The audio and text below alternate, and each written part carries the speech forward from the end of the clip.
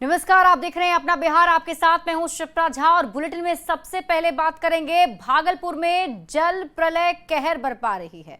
नगरचिया के गोपालपुर प्रखंड में तो हालात बद से बदतर हो चुके हैं। यहां रिंग बांध का एक बड़ा हिस्सा कटाव के चलते कट गया, जिससे अफरा तफरी मच गई। आलम यह है कि गंगा में ना जाने कितने ही फूस के घर बह गए। हम आपको तस्वीरें दिखाएंगे तो आपके रोंगटे खड़े हो जाएंगे।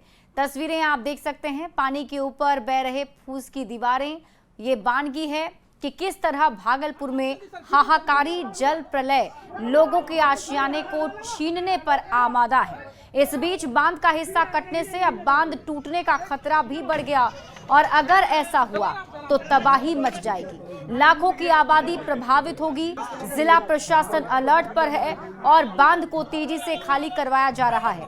कटाव के बाद भी बड़े हिस्से में दरार आया। बता दें कि पिछले साल इसी तटबंध का स्पर संख्या 7 और 8 के बीच कटाव से लाखों की आबादी प्रभावित हुई थी, जिससे करोड़ों का नुकसान भी हुआ था। 38 करोड़ की लागत से उस हिस्से में कटाव रोधी कार्य भी हुए। इस बार भी हालात जुदा नहीं है। मोतिहारी से आपको बड़ी खबर बताते हैं, जहां तिरंगा यात्रा के दौरान बीजेपी विधायक से बदसलूकी की खबर मिल रही है। बीजेपी विधायक का पोस्टर और बैनर फाड़ा गया है। विधायक प्रमोद कुमार का पोस्टर बैनर फाड़ दिया गया। असामाजिक तत्वों ने बैनर पोस्टर फाड़े हैं। अपमानजनक शब्दों के इस्तेमाल का आरोप भी लग रहा है। ढेकहा पंचायत के टिकुलिया गांव में तिरंगा यात्रा हो रही थी। विधायक ने थाने में इसको लेकर आवेदन दिया है। टिकुलिया गांव के युवक पर कार्रवाई की मांग की गई है।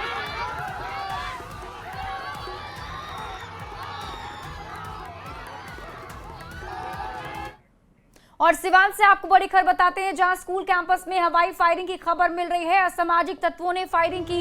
कैंपस से गोली का खोखा भी बरामद हुआ है। पुलिस पहुंचकर मामले की जांच में जुट चुकी है। दरौंदा थाना क्षेत्र का ये मामला बताया जा रहा है। तो इस वक्त की बड़ी खबर आपको सिवान से बता रहे हैं, जहां स्कूल के कैंपस में गोली चलने की खबर मिल रही है। खोखा भी बरामद किया गया है। फिलहाल पुलिस मामले की जांच पड़ताल में जुटी हुई है। दरभंगा में ससुर द्वारा दामाद को गोली मारने की घटना ने पूरे देश को चौंका दिया है। डीएमसीएच में पढ़ने वाले बीएससी नर्सिंग के छात्र राहुल कुमार की हत्या मामले में पीड़िता तनुप्रिया ने दरभंगा में एसएसपी जगन्नाथ रेड्डी से मिलकर इंसाफ मांगा। तनुप्रिया ने पुलिस के सामने अपना बयान दर्ज कराया। तनुप्रिया ने अपने पति राहुल के लिए इंसाफ की मांग की है। तनुप्रिया ने कहा कि उसके पिता सहित सभी आरोपी को फांसी की सजा मिले। आपको बता दें कि 5 अगस्त को डीएमसीएच परिसर में तनुप्रिया के सामने उसके पिता ने तनुप्रिया के पति की गोली मारकर हत्या कर दी थी। बेटी के सुहाग को उजाड़ने वाला हत्यारा पिता मौके से गिरफ्तार कर लिया गया था। वहीं दरभंगा एसएसपी ने कहा है कि इस मामले में सीसीटीवी सबूत इकट्ठे किए जा रहे हैं। पूरे मामले में 2 एफआईआर दर्ज किया गया है। उन्होंने मुझे जल्द से जल्द न्याय दिलाने का और स्पीडी ट्रायल करने का आश्वासन दिया है और मेरा बयान रिकॉर्ड हुआ है। बस अब मुझे बोलने के कंडीशन में मैं नहीं हूँ उतना, इसीलिए। आपने क्या बताया है उनको, क्या चाहिए? जो इंसिडेंट हुआ था ना, वो मैं सब सह बता दी उनको। बस जो भी घटना हुई थी ना, मैंने उनको सब सह बता दिया। बस हाँ। प्रेमशंकर झा, अश्विनी वत्स, अभिनीत वत्स और जो भी अज्ञात आरोपी है, सबको जल्दी से जल्दी सजा दिला के, इन तीनों को तो फांसी की सजा दिलाना चाहिए, तभी मेरे हस्बैंड को न्याय मिल सकता है। उन्होंने एप्लीकेशन दिया है, उसमें कुछ उन्होंने जो आई विटनेस है, उन्होंने कुछ अनुसंधान के बारे में जो हम लोगों को जो मदद मिल सकता है वो उन्होंने बताया। हम लोग उनका गंभीरता लेते हुए एसडीपीओ को भी निर्देश दिए हैं। वो अभी आ रहे हैं, उनका स्टेटमेंट लेंगे, रिकॉर्ड करेंगे और उसके बाद जो अनुसंधान में हम लोग त्वरित गति से कार्रवाई करेंगे। और भारतीय क्रिकेट टीम के तेज गेंदबाज आकाशदीप आज अपने पैतृक गांव सासाराम के बड्डी पहुंचे। लोगों ने आकाशदीप का भव्य स्वागत किया। आपको बता दें कि इंग्लैंड दौरे के दौरान आकाशदीप ने 10 विकेट लेकर पूरे दुनिया को चौंका दिया था।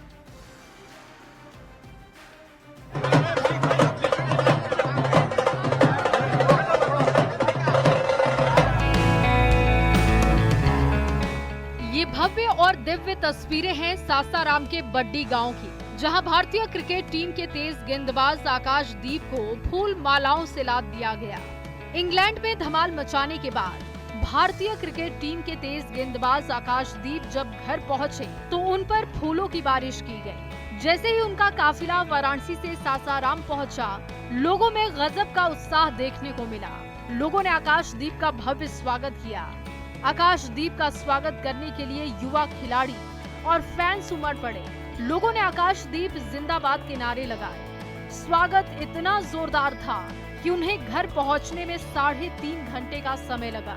जब आकाशदीप अपने गांव लौटे तो चेहरे पर गौरव का भाव था। आकाशदीप ने कहा कि उन्हें गर्व हो रहा है कि वो देश के लिए खेल रहे हैं। आकाशदीप ने इंग्लैंड दौरे में अपने प्रदर्शन से सबको चौंका दिया था। आकाशदीप ने इंग्लैंड में बेहतरीन प्रदर्शन किया, 10 विकेट लेकर सबको चौंका दिया। आकाशदीप का घर सासाराम का बड्डी गांव है। आकाशदीप का बचपन यहीं पर बीता। फिर वो पश्चिम बंगाल क्रिकेट खेलने चले गए। पहले IPL, फिर टेस्ट मैच और उसके बाद वनडे के लिए उनका चयन हुआ। आकाशदीप ने तमाम मैचों में बेहतरीन प्रदर्शन किया। अब इंग्लैंड से धमाल मचाकर लौटे आकाशदीप का सासाराम में ग्रैंड वेलकम किया गया। आकाशदीप के स्वागत के लिए फैंस का हुजूम उमड़ पड़ा। बिहार के लाल आकाशदीप पर सभी को गर्व है। न्यूज़ 18 के लिए सासाराम से अजीत कुमार की रिपोर्ट।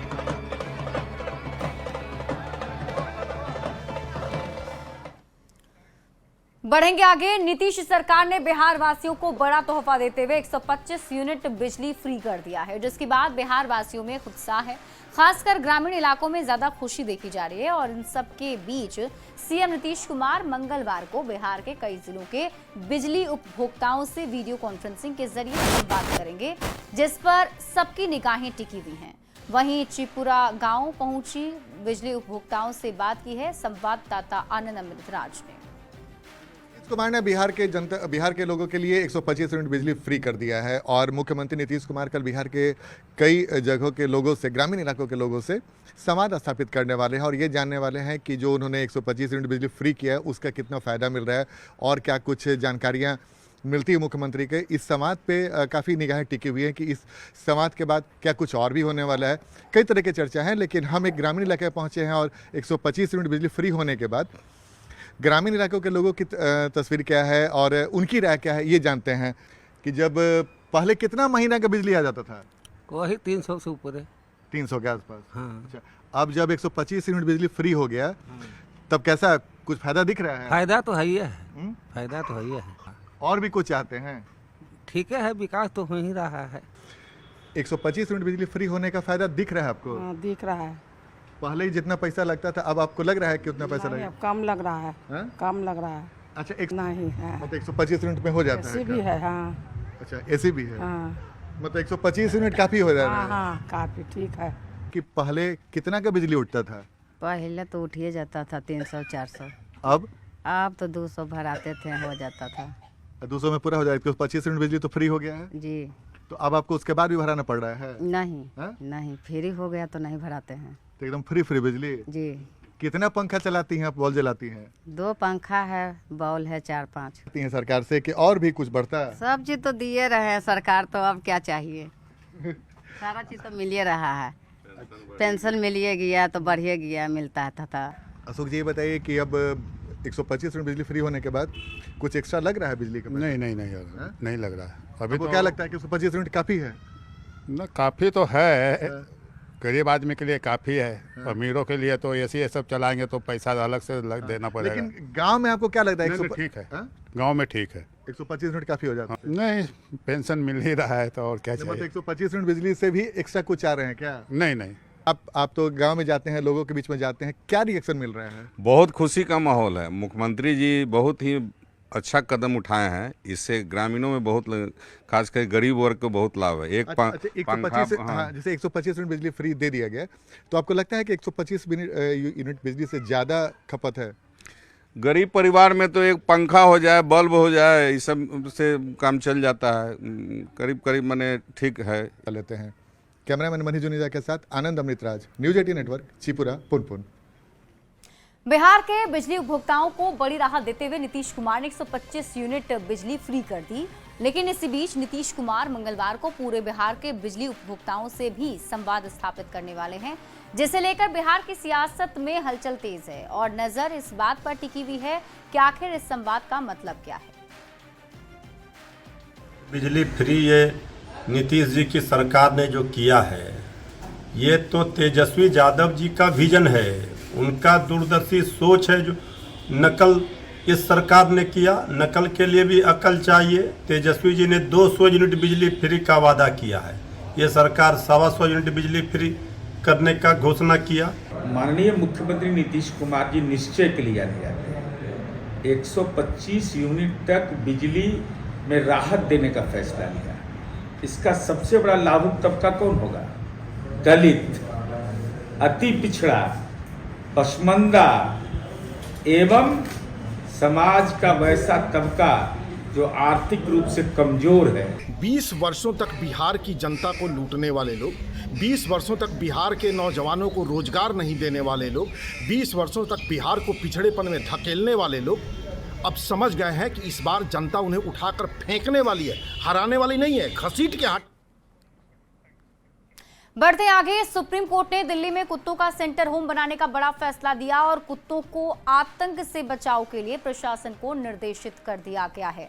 अगर बात पटना की करें तो आंकड़ों के मुताबिक पटना में लगभग हर दिन 200 से ज्यादा लोगों को कुत्ते काटने की शिकायत मिलती है।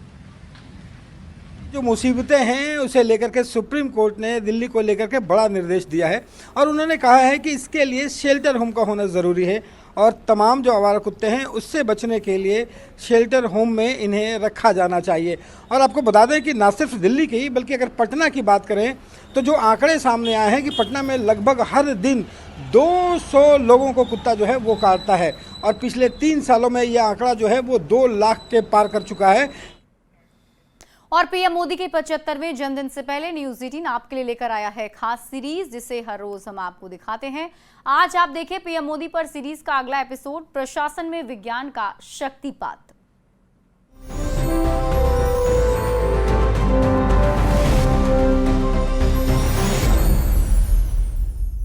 पूर्व राष्ट्रपति एपीजे अब्दुल कलाम ने कहा था, science is universal but technology must be local. मायने यह कि विज्ञान सार्वभौमिक है लेकिन प्रौद्योगिकी स्थानीय होनी चाहिए। नरेंद्र मोदी ने डॉक्टर कलाम के सिद्धांत को साकार कर दिखाया है। ब्यूरोक्रेसी को नरेंद्र मोदी ने टेक सक्षम और डेटा ड्रिवन बनाया। उन्होंने शासन प्रशासन में जन कल्याण के कार्यों की रियल टाइम मॉनिटरिंग की आदत डाली। हार्ड टास्क मास्टर कहे जाने वाले पीएम मोदी का अचूक मंत्र है, गवर्नेंस इज डिलीवरी। दुनिया नरेंद्र मोदी के बनाए प्रशासनिक मूल्यों को मानक यूं ही नहीं मानती।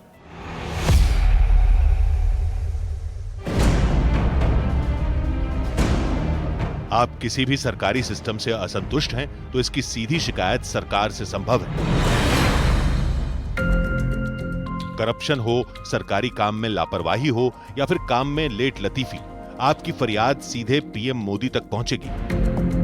माईगव और सीपीग्राम्स ऐप इसी काम के लिए बनाए गए हैं। जिन विभागों की शिकायत की जा सकती है उन्हें भी जान लीजिए। रेलवे, डाक विभाग, बिजली बोर्ड, नगर निगम या पंचायत, पुलिस विभाग, राशन, पीडीएस, सरकारी अस्पताल और स्वास्थ्य सेवाएं और लगभग सभी केंद्रीय और राज्य सरकारों के कार्यालय। शिकायत दर्ज हुई तो 30 से 45 दिन के अंदर समाधान की समय सीमा तय है। ऐसी पारदर्शी व्यवस्था गिने चुने देशों में है। इससे कर्मचारी से अधिकारी तक की जवाबदेही तय होती है। इस वर्क कल्चर से ब्यूरोक्रेसी में जबरदस्त बदलाव आया। मोदी सरकार ने साल 2015 में प्रगति प्लेटफॉर्म लॉन्च किया, जिसके जरिए प्रधानमंत्री हर महीने सभी राज्यों के मुख्य सचिवों और केंद्र के सचिवों से जुड़ते हैं। PM Modi video conferencing meeting में सभी परियोजनाओं की समीक्षा करते हैं। पीएम मोदी ने सभी मंत्रालयों में फिजिकल फाइलिंग हटवाकर ई फाइल सिस्टम लागू करवा दिया है। मोदी सरकार ने आईएएस, आईपीएस, आईआरएस और अन्य सिविल सेवाओं के लिए ऑनलाइन प्रशिक्षण मंच विकसित करवाया है। साल 2020 में कर्मयोगी भारत मिशन से अफसरों को नई नई स्किल और डेटा हैंडलिंग की ट्रेनिंग भी दी जाती है। देश में बदलाव लाने के लिए जितना महात्म्य नीतियों का है, निर्णयों का है, उतना ही महात्म्य लास्ट माइल डिलीवरी का है। जन सेवा का जितना जुनून उतना ही जन सेवकों की चिंता। पूर्व आईएएस गौरी कुमार बताती हैं कि पीएम मोदी दिन रात देश सेवा में लगे अफसरों का ख्याल कैसे रखते हैं।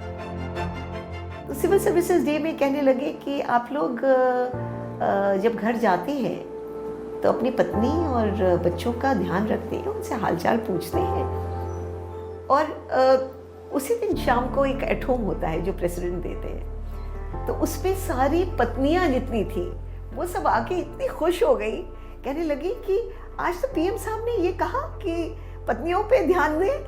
मोदी सरकार के सभी मंत्रालय मैनेजमेंट इंफॉर्मेशन सिस्टम डैशबोर्ड से लैस हैं, जिनसे डेली मिलने वाले डेटा के आधार पर फैसले लिए जाते हैं। मोदी सरकार प्रतिभा और परिश्रम को पोषण देती। अब सरकार में सिफारिशी लालों की नहीं, श्रमजीवियों को तरक्की मिलती है। शासन प्रशासन में आत्ममंथन को नरेंद्र मोदी की देन कहा जाता है। साल 2014 से इसकी नए सिरे से शुरुआत हुई, जिसे चिंतन शिविर का नाम दिया गया। यह परंपरा केंद्र से लेकर राज्य सरकारों तक पहुंची। इसमें कैबिनेट मंत्रियों और केंद्रीय सचिवों का चिंतन शिविर, राज्य पुलिस महानिदेशकों का वार्षिक चिंतन शिविर, राज्यों के तमाम मंत्रालयों का चिंतन शिविर, आर्थिक नीतियों पर चिंतन शिविर, G20 से पहले वैश्विक कूटनीति पर चिंतन बैठकें जैसी दर्जनों पहल शामिल हैं। साल 2021 के पुलिस महानिदेशकों के सम्मेलन को पूरी तरह डिजिटल और पेपरलेस रखा गया। पीएम मोदी ने एक राष्ट्र एक वर्दी का विचार लखनऊ के चिंतन शिविर में दिया था। ऐसे ही जब वो गुजरात में मुख्यमंत्री थे, तब हर सोमवार पूरे सिस्टम को कठिन परीक्षा से गुजरना होता था। गुजरात में मुख्यमंत्री नरेंद्र मोदी ने सीएम डैशबोर्ड बनवाया था, जहां सभी जिलाधिकारियों को परफॉर्मेंस रिपोर्ट देनी होती थी। मुख्यमंत्री कार्यालय में जनता की शिकायतों का ऑनलाइन समाधान हर सोमवार को होता था। नरेंद्र मोदी ने भूमि उपयोग, सिंचाई, शिक्षा और स्वास्थ्य विभागों को मुख्यमंत्री नरेंद्र मोदी ने फाइलें स्कैन करने और डिजिटल सिग्नेचर के जरिए भेजने की प्रथा शुरू की। नरेंद्र मोदी ने जिन फॉर्मूलों को गुजरात में मुख्यमंत्री रहते जांचा, परखा और आजमाया, उन्हें प्रधानमंत्री बनने के बाद भी इस्तेमाल किया, जिससे उनकी सरकार पर लोगों का भरोसा कायम है। पीएम मोदी पर न्यूज 18 की खास सीरीज जारी है। कल रात 10:10 पर देखना ना भूलें।